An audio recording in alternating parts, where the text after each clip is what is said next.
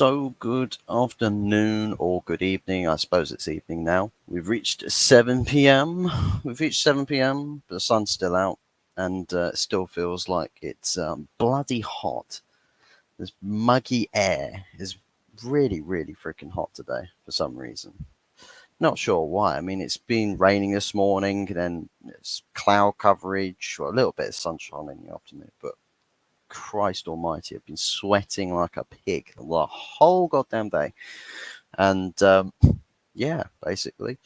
Weird weather, and it's very, very dense air out there. So maybe we'll get a thunderstorm tonight. I do like watching a thunderstorm or two, so I can't complain if we get a bit of a thunderstorm. Might be a bit of a pain in the arse to actually sleep through it, but yeah, I can't complain past that. But we are back to discuss for a very short while. It's a very short stream, this one. Um, Not like the usual show times or show lengths, if you will. But basically, the Pavard deal to United, as we know, one of Ten Hag's targets, one of the players that Eric wants to bring in as essentially the Maguire replacement. As we know, most transfers aren't going through at the moment because United cannot, or in my probable estimations, the club don't want to sell anybody else this transfer window because of doubts about getting in replacements. But I'll tell you one thing, Murta, Arnold, and the rest of this stupid idiots of the United board, paraphrasing Chris Jericho as we do. Basically, if you don't act in the transfer market, if you're not proactive with your business, the work will disappear for you because all the targets you could have got will disappear off to every other club. They'll disappear off to European rivals, maybe league rivals, and both of those scenarios could legitimately come to pass. Both of them. Well, as what I've seen today, that apparently Benjamin Pavard is linked now to Inter Milan. So there's that. So yeah, we've essentially one of the Maguire replacements is probably soon to disappear because I can imagine if Benjamin Pavard is well within the range for Inter Milan to do a deal there. It's definitely a sort of transfer that I could see Milan doing as well. Inter doing, sorry. Just saying Milan is actually referring to AC Milan. So best not provoke. It's best not poke and prod the bear that is the red and black of AC Milan. Don't want to do that. Might sign my own death warrant if I do. But yeah, Benjamin Pavard now apparently linked to Inter Milan, and it's a realistic deal for them to do. So I guess we can sit here and say, well, Maguire's situation's not going to sort itself out anytime soon. It's not. Let's face it, it's not going to sort itself out anytime soon.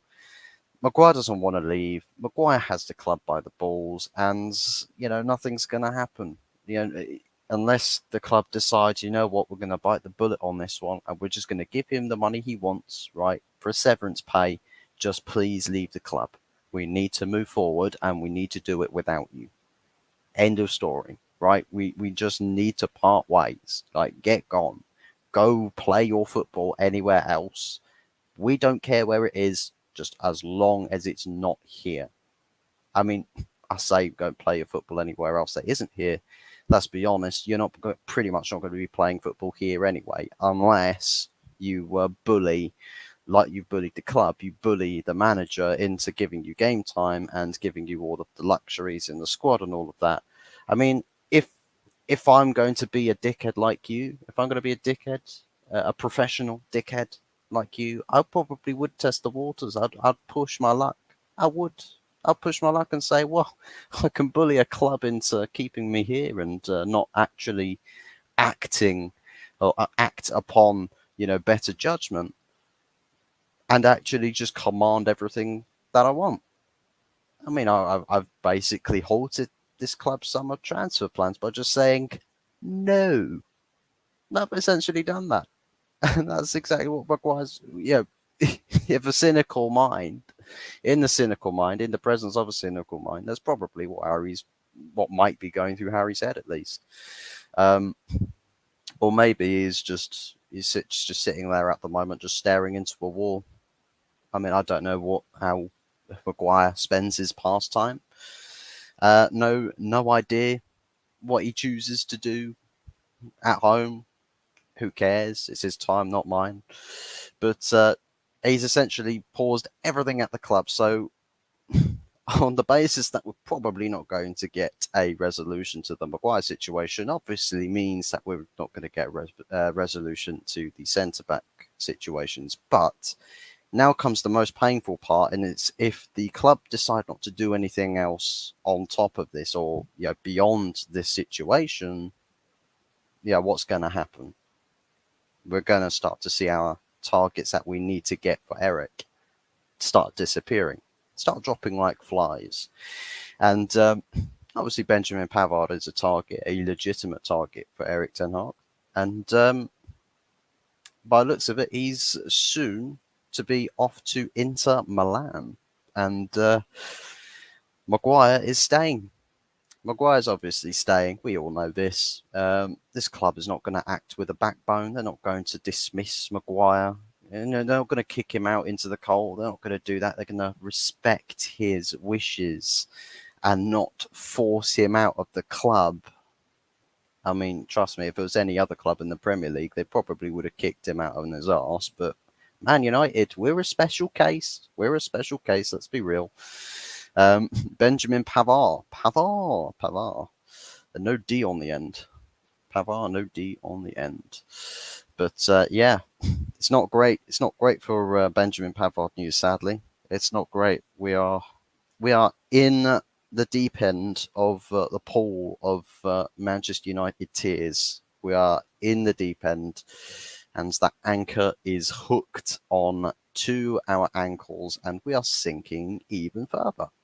Obviously, the whole Sofian Amrabat thing, that apparently we're waiting for us to sell Donny van de Beek or sell somebody else to fund a transfer for Sofian Amrabat, is clearly very much a crock of shit. We all know this because we know it's got to be the cheapest deal that we can do for the summer.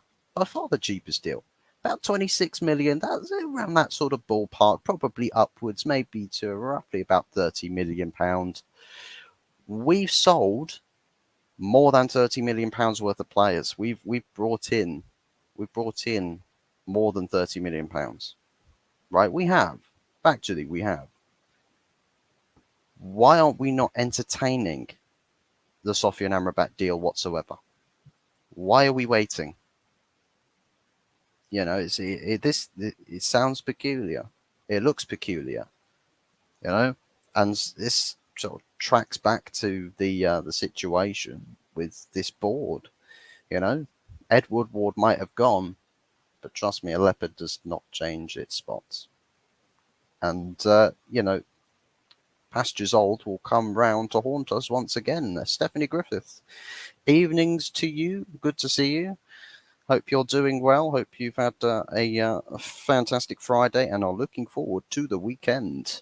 I've got a busy Saturday tomorrow as I am working, and unfortunately, what sucks is I'm not going to be around to watching the game, but I will be doing a stream later on tonight. Tomorrow night, I will be doing a stream later on, basically. We are going to be going over what could be, it could be a stream of jubilation. We could be happy that we've beaten Spurs. We could be happy that we're not embarrassed. But then again, we could be doing a cry-along stream where we are holding a very big, fat, heavy L on our foreheads. And I mean, there's plenty of ways that this game against Spurs can go, but for goodness sakes, fingers crossed, please actually turn up actually turn up, that would be great. Hope we beat Spurs. I hope so too. I hope so too. I mean, Monday night football, from what we've seen, is not giving us the best forecast to expect good football at all. Plus, we're playing our first away game at a tough ground where Tottenham Hotspur are looking to come and play football, right? They want to play football, and it's at home. They're going to be up for it. And I don't know where our heads are at. I don't know where our heads are at. We need to score first. We do. We do need to score first. Invite the pressure on and punish them. You know, the classic story of the big game. You know, invite a team to play football. You know, and try and commit the extra risks. But then we punish them for making those or taking those extra risks. You know, that's kind of the classic script for a big game against a big team. But do you know what? I don't know with how it is we're going to at all turn up on Saturday afternoon. I don't know. I really, really don't know. Um, I mean, obviously post-match comments after Wolves, Ten Hag said he's looking forward to the game. I don't think that I agree with that. I don't think he's looking forward to this game. I think he was actually kind of shitting himself a little bit. I think he's like, well, crap. I've got a week to turn this around, or less than a week to turn this around completely. And time is of the essence. And essentially, last training session today, it's all just in the hands of fate tomorrow. And the faith that whatever team he chooses to line up with tomorrow, and please, for goodness sakes, don't let it be the same team that played on Monday. At least make a change or two, like Sancho should probably start. And put some extra cover in that midfield, because we can't allow for Casemiro to just be solo holding that entire midfield or trying to control the entire Spurs counter-attack, because there's no way our defence is going to play up against that. No way. Not a chance in hell. Another Jekyll and Hyde performance, maybe. Not going to lie, I have no idea who Jekyll and Hyde is. Sue me. I'm going to actually have a look. I'm going to do research. Jekyll and Hyde. I don't want the quotes. I want to know what they are. Gothic novella. A what?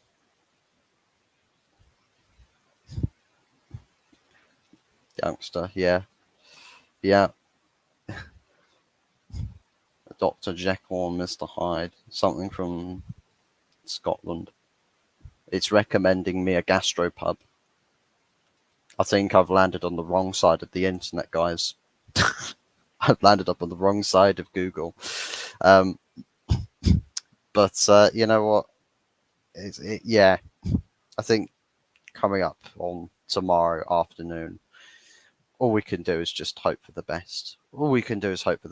I mean, the summer transfer window, I think, is essentially gone from what could have been a promise of an 8 out of 10 sort of window for me.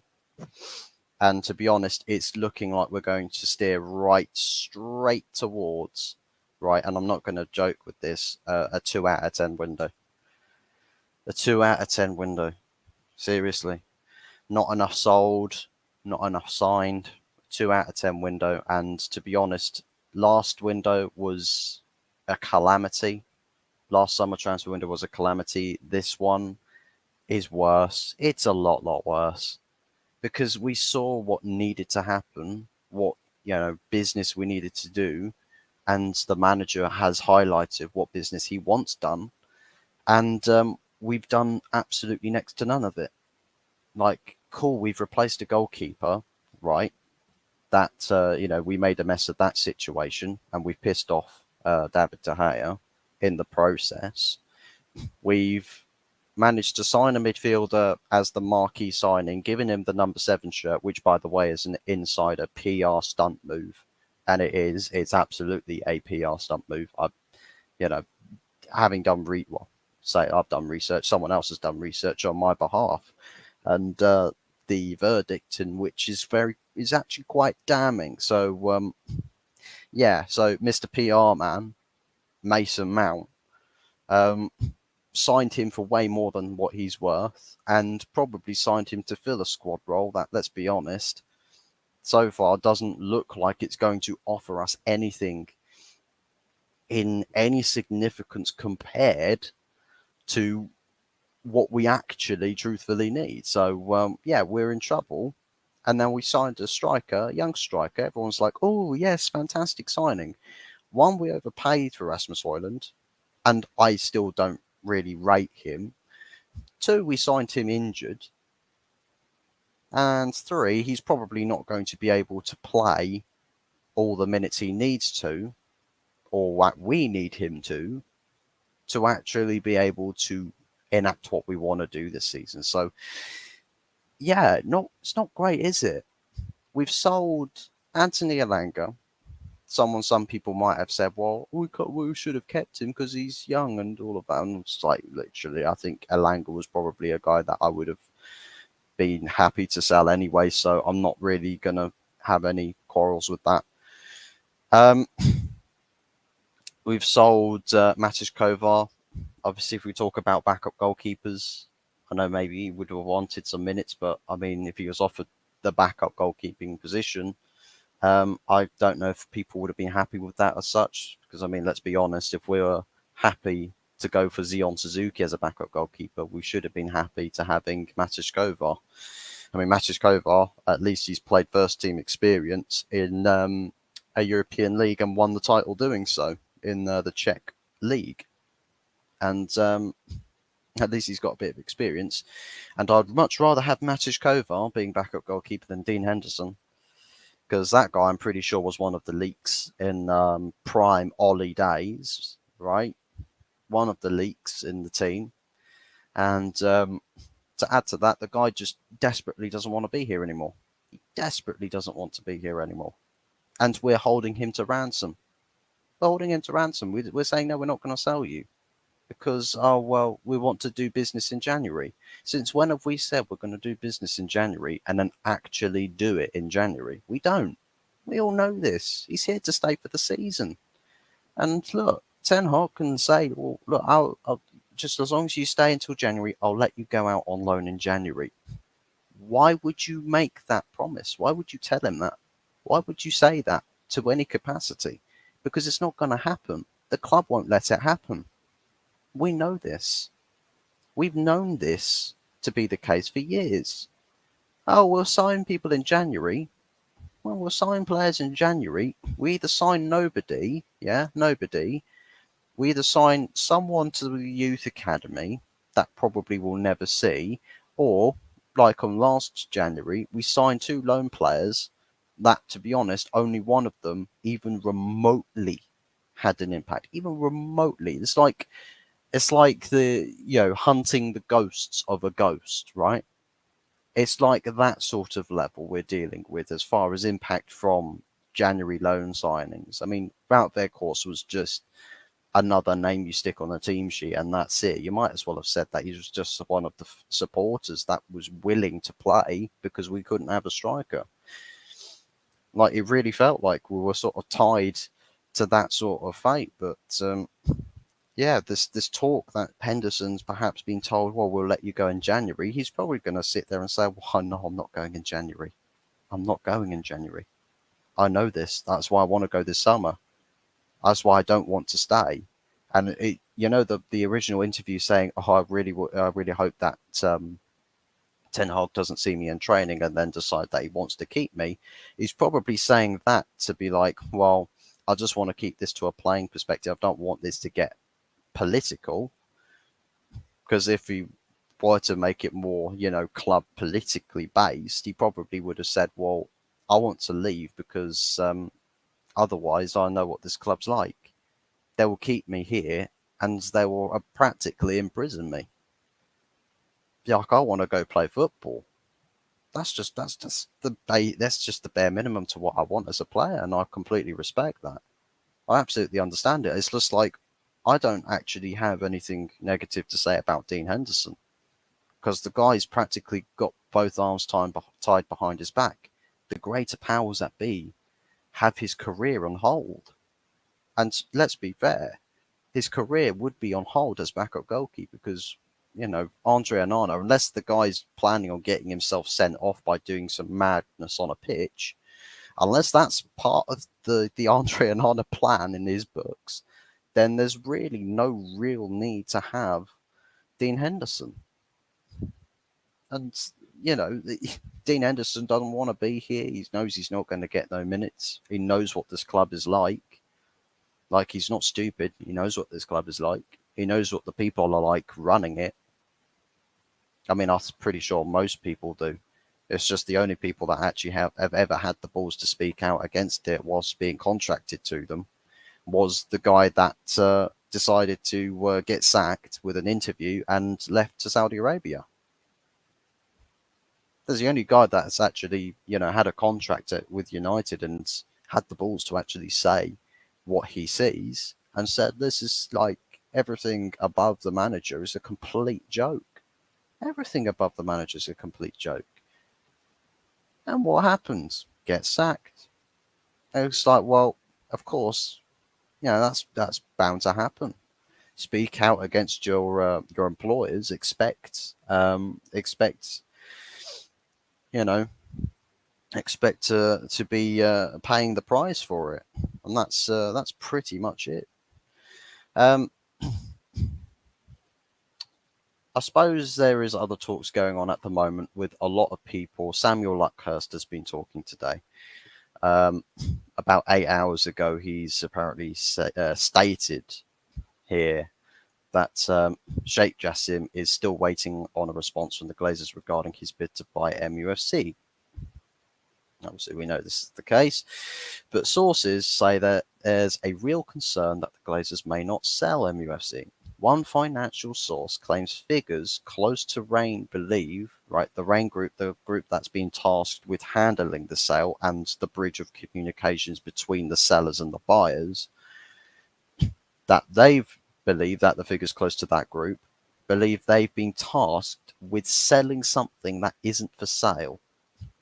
So I'll tell you what, if there's any truth to that, if there is any truth to that, I'm skeptical with the whole, I know some people might say, well, maybe they're testing the markets to see just how valuable their asset really is and see what potentials there are with dealing with this club moving forwards. Maybe that's part of what's at play here.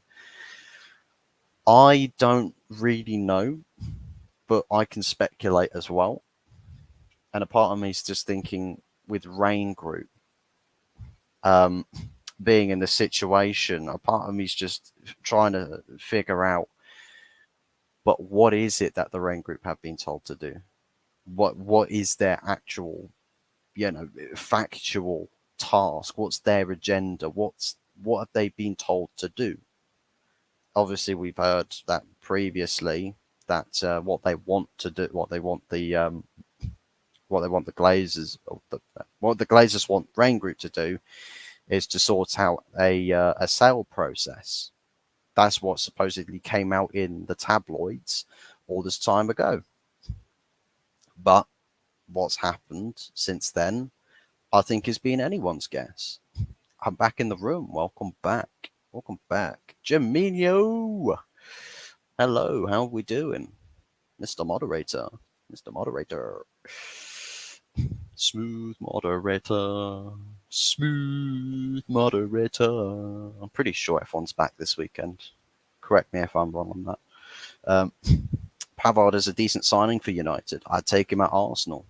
I wish he was a signing to United.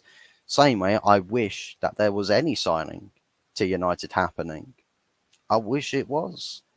And I suppose Benjamin Pavard, I'll tell you what, with Jurrien Timber, I'd say that the profile for Benjamin Pavard, I know perhaps not a lot of people would rate him. I think for what he plays or what he can play positionally, is the closest to what Jurien Timber would do at Ajax, between centre backs, but also with the ability to play in the right back position. Pavard can do the same thing. It's like, what was great, what just baffled me was when Mikel Arteta decided, actually, I'm going to play you, right, the guy who is signed to be a centre back and right back. I'm going to play you in left back. Yes,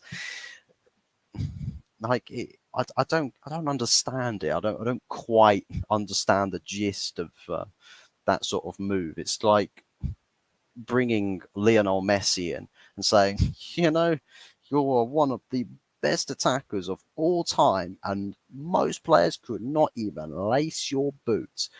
How do you feel about being right back? That makes no sense. Really, really don't make no sense. The only good signing United have made is Onana. Højlund will flop, in my opinion. I don't rate Mount that highly. Does Johnny Evans count? No, he doesn't. Honestly, when I saw that, it was just like, a part of me wishes, right, that Johnny Evans doesn't get this deal, right?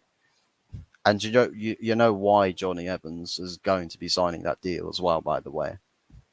He's probably going to sign that deal because they know Maguire's not going, but they can't sell him. They don't want to play. They know, right? The club knows that Ten Hag won't play him, but they need someone that's going to be cover. So Johnny Evans, cheap option, standing right there. Don't need to sign a replacement centre back, Eric. We've got one sitting at the club right now. Honestly, what a load of crap. Don't think he's still don't think he's brilliant anyway. Mate, Johnny Evans isn't brilliant. He's literally just a bang average Premier League centre back. He is a bang average centre back for the Premier League level. And literally, the guy is essentially just training with us, and was essentially, I don't know why we even signed him to begin with. I saw the news break and I was honestly just like, I was completely baffled. It made no sense. I remember reacting to it live on the air because it literally just came out. I was seeing it like breaking on my timelines, and I was just, my brain exploded. But yeah, I agree with that. Anana's probably the best signing, and Højlund's not really a proven talent. Plus, he's injured, right? And Mason Mount, it's not worth the money. He's not worth the money, and I still don't really understand how Mason Mount could be so significant to United for what we need. It's like, in hindsight, I would have preferred starting the window signing Amrabat. You'd still have more money to play around with right now. Chelsea would still have Mason Mount. You'd still see that fan base still feeling quite blue. Pardon the puns, but still, they'll be quite blue about it. Maybe Mason Mount would have disappeared off to Saudi Arabia, though, to be fair, because if someone doesn't want to go anywhere else, they just, they stick him in a shipment container and then send him over down the Suez Canal off to Saudi Arabia. It's kind of what they do. Catch you later. No worries, Stephanie. Take care.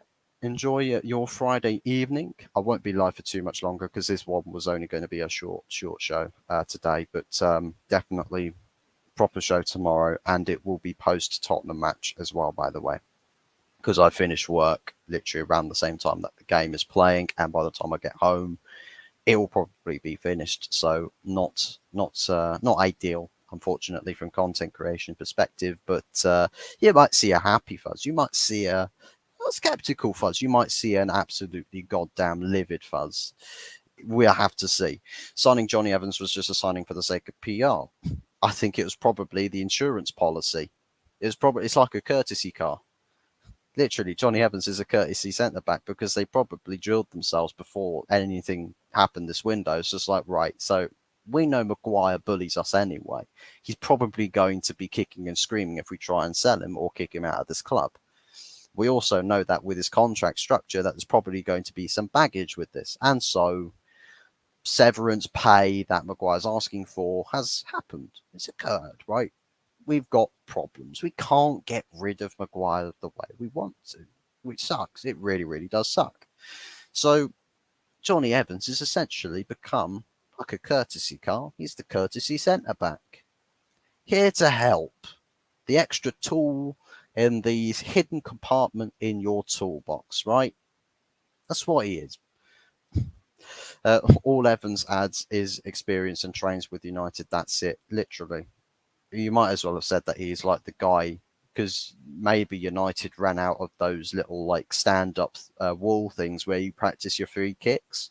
Maybe Johnny Evans was just like, well, I know that you guys are struggling with getting some of these extra, you know, figures to practice your free kicks on. I can just stand on the training pitch and do that for you.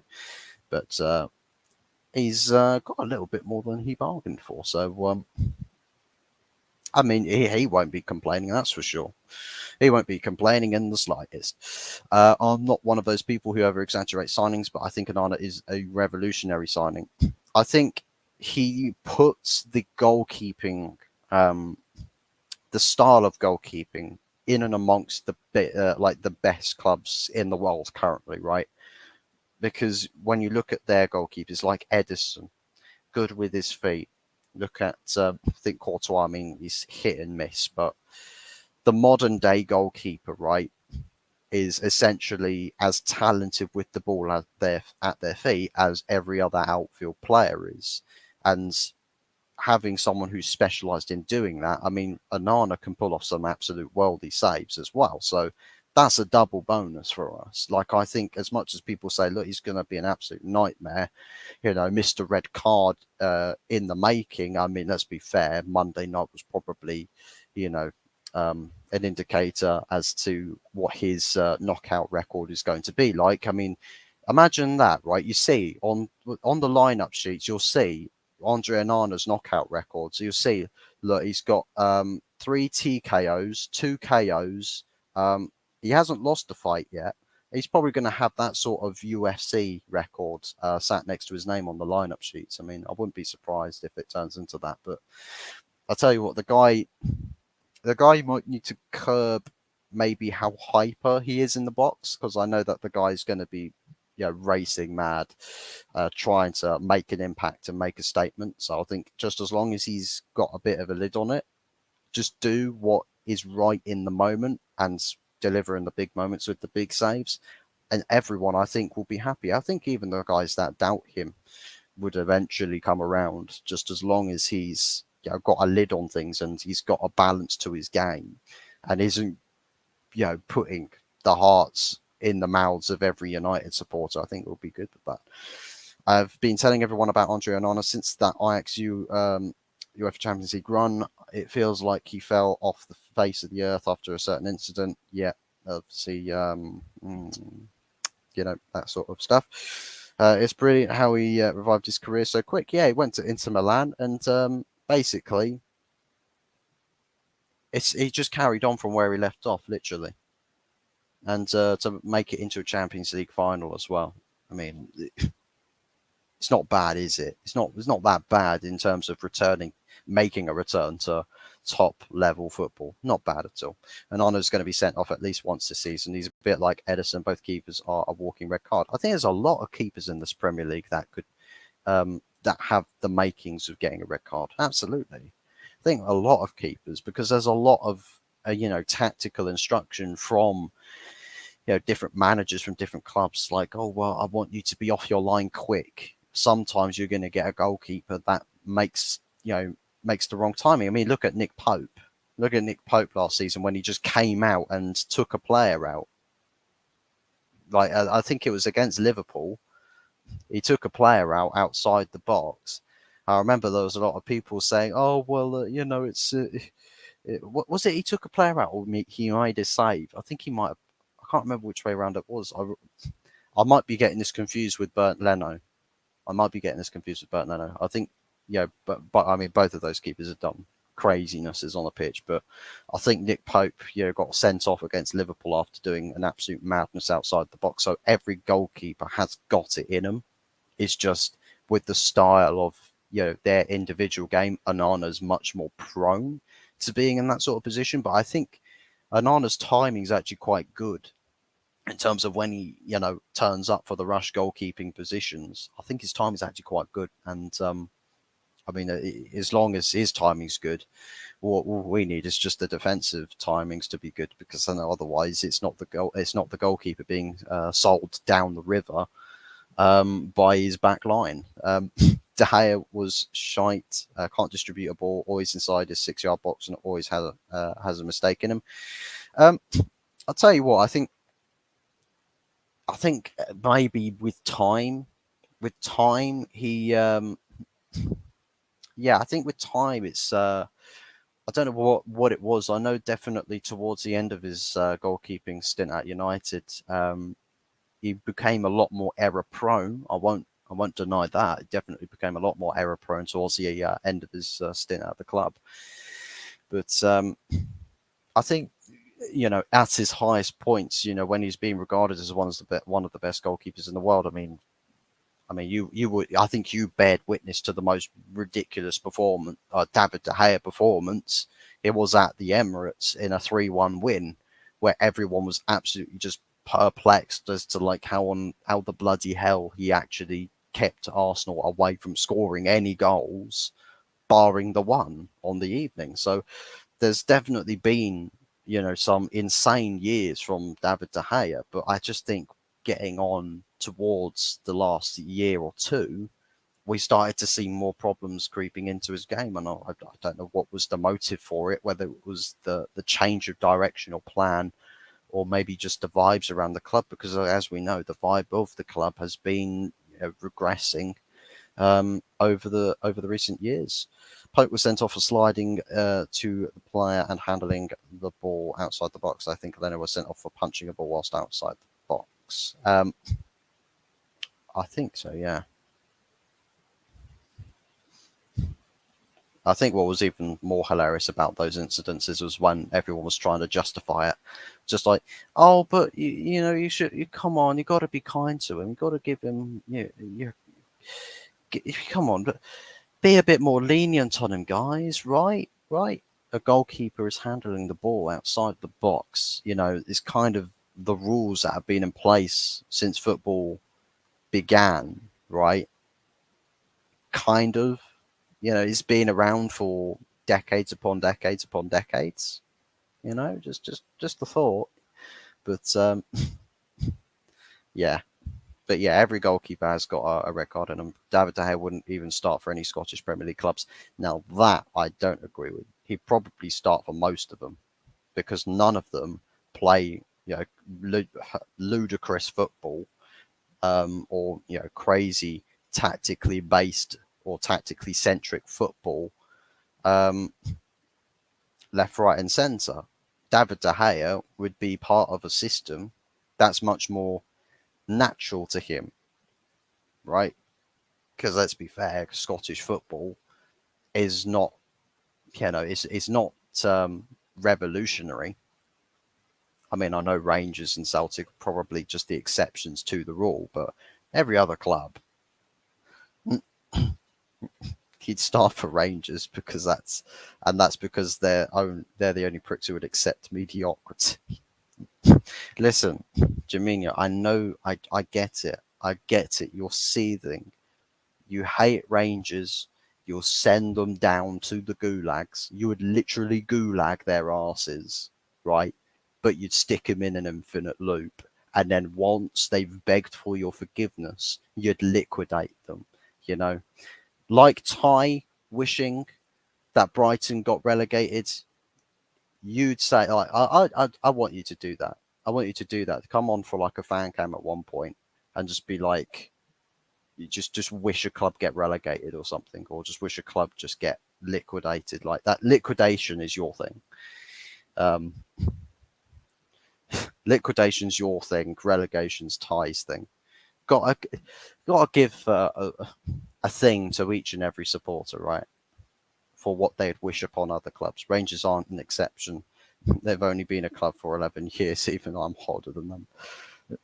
Well, I mean, Rangers have been around for a while. I mean, obviously, before Celtic decided to make them their bitch for a long, long time. Um, Rangers have basically been a club that fell away, sat in mediocrity for the longest time, but decided only recently. Do you know what? I actually fancy making football a little bit more difficult for Celtic. I'll fancy that. Um, I'd love to fold Rangers. There is no doubt. There is no doubt with that. No doubt at all. If Arsenal get Rangers in Champions League, that's going to be one of my loudest games ever watching, mate. Mate, you'll probably be paying for one of those planes or a Zeppelin, park a Zeppelin over the North Bank or something, right? With a big LED light screening on it saying, "Hope Rangers get liquidated. Love from Jimmy." They folded in 2012 and a new club was formed. A club that has only one league title, so to its name, and in my opinion, it should be null and voided due to COVID. Um, well, if we're talking about null and voiding titles due to COVID, then Liverpool can give up their title. Their return to glory was, trophy, parading a trophy to an empty cop. Yay! Yay to the steward that sat near the exit of the cop stand. Yes, yes, we won the Premier League. Check us out, bro. We're the best club in the country. And then obviously all the fans came back in and they shit the bed. And Manchester City just picked up from where they left off. As they do. I'd love if Liverpool lost their title as well. Hate them more than any other English club. You and me both, mate. You and me both. Like Liverpool are by far my most hated club. My most hated club. I mean, I hate pretty much most clubs in this country. But Liverpool is probably the closest thing I have to a genuine hatred. But if we want to talk about other things that I just, rate right up there with Liverpool, is probably the Arsenal fan base. A bunch of them insufferable motherfuckers. Insufferable bastards. Obviously, there's a select few Arsenal fans that I'm absolutely cool with, right? That don't sit there and take their ego rod and start pricking everybody on the arms with it, Their fans are so biased, cocky, delusional, stupid, retarded, and collapsed. Absolutely collapsed. Yeah, 100%. I mean, mate, always the victims, always the victims. That's the title for Liverpool fans. Everything, like nothing is ever their fault. Let's put it that way. Nothing's ever their fault. The world is against them. Like how Ty views referees, that there's an agenda against Arsenal. I once saw a Liverpool fan say Jordan Henderson is the best midfielder of all time.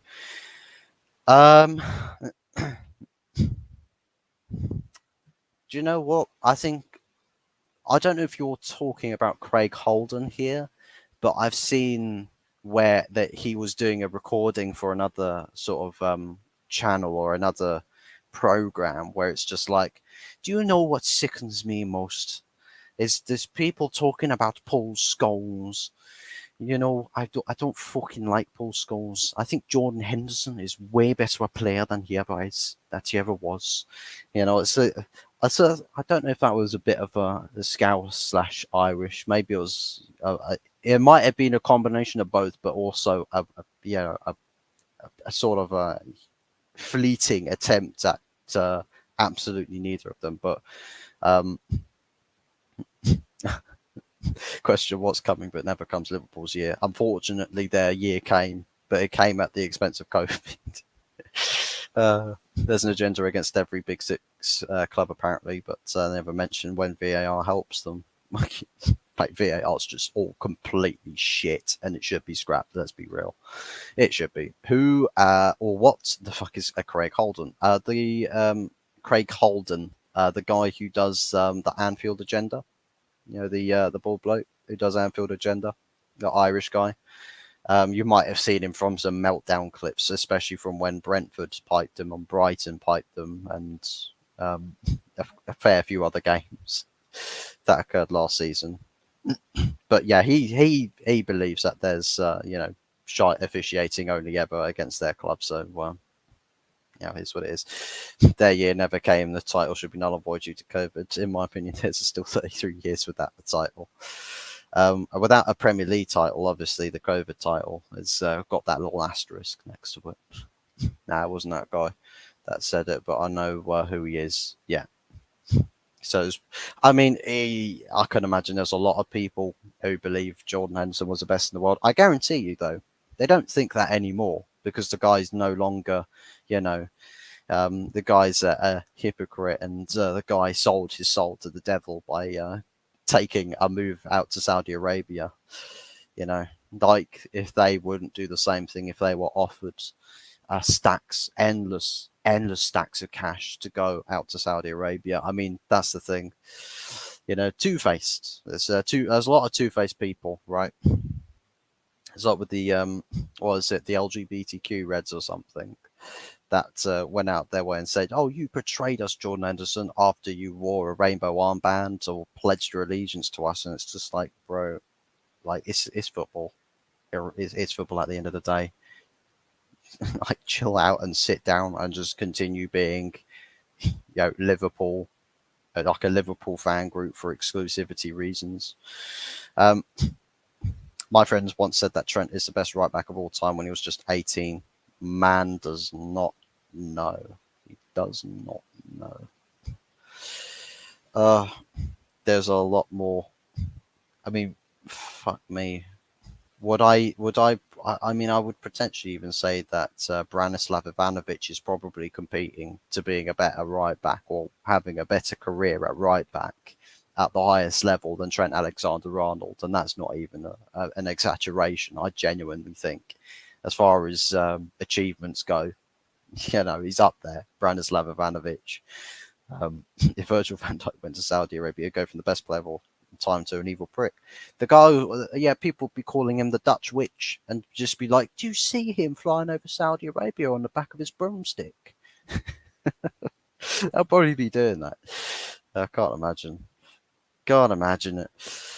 Imagine a United or Arsenal fan said the stuff Liverpool fans say. Imagine the backlash we would get. I mean, I'll tell you what, United fan base get a whole load of backlash for just being United. And you know what? I'm absolutely fine with that.